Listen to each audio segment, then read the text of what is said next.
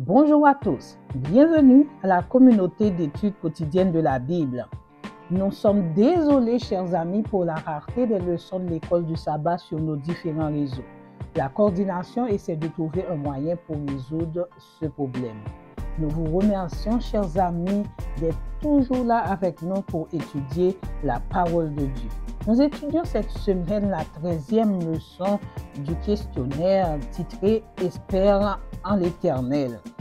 Verset à mémoriser: « Espère en l'Éternel, fortifie-toi et que ton cœur s'affermisse. Espère en l'Éternel. » Psaume 27, verset 14.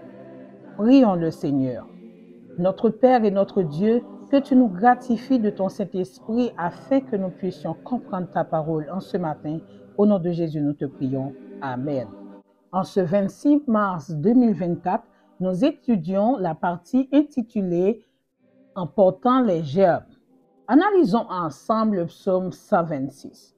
Ce psaume fait partie de la collection des psaumes dits d'ascension, 120 à 134, c'est-à-dire les psaumes des pèlerins, Prinsloo, 1992. Ainsi, ce cantique des degrés est un chant qui accompagne la marche et la démarche des pèlerins, leur sentiment de joie et de libération de tout ce qu'ils ont quitté lorsqu'ils parviennent au terme du chagrin.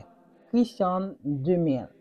Le psaume 126 décrit la relation entre la plainte et la louange, alors que le psalmiste demande à Dieu de lui accorder un revirement de la situation. Fleischer, 2006. Dans les 3 premiers versets, le psalmiste s'exprime tel un homme qui a gardé le souvenir de ses émotions passées vivantes. Puis, dans les 3 seconds versets, 4 à 6, il pense à ses nombreux compatriotes encore dispersés et aux difficultés dans lesquelles se débat la poignée d'hommes réunis sur la terre de leurs ancêtres.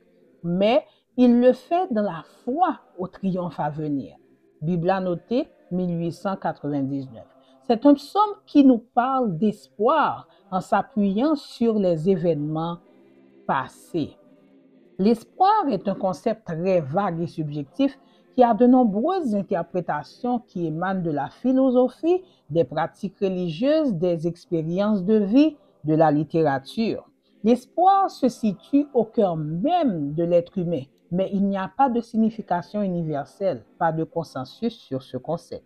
Il peut être considéré comme une émotion, une attitude, un état psychologique, une vertu. Bénédicte Sarassi, 2012. L'espoir est une amélioration de la situation actuelle. Albert Webb, 2016. Le peuple était en captivité. Il attendait le secours de l'Éternel. Pour rester psychologiquement attaché aux promesses de Dieu, il ressassait les miraculeuses délivrances de Dieu qui ravivaient leur espoir dans l'accomplissement de sa parole. Lisons ensemble Ésaïe 27, verset 8.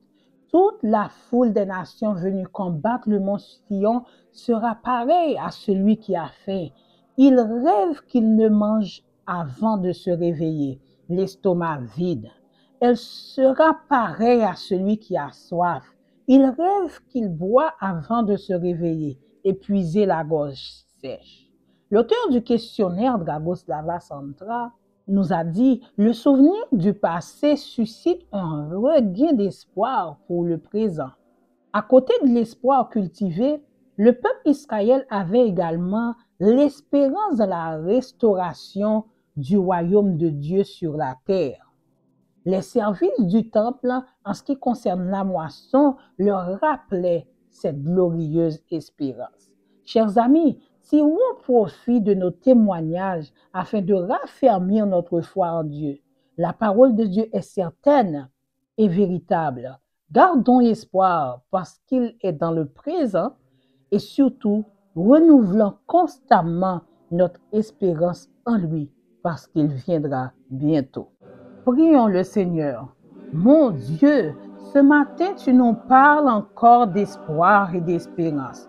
Nous avons la foi dans tes promesses. Tourne ton regard vers le peuple haïtien, Père des cieux.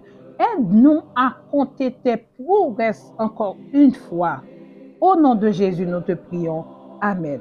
Nous vous donnons rendez-vous à demain. Bonne journée en Jésus.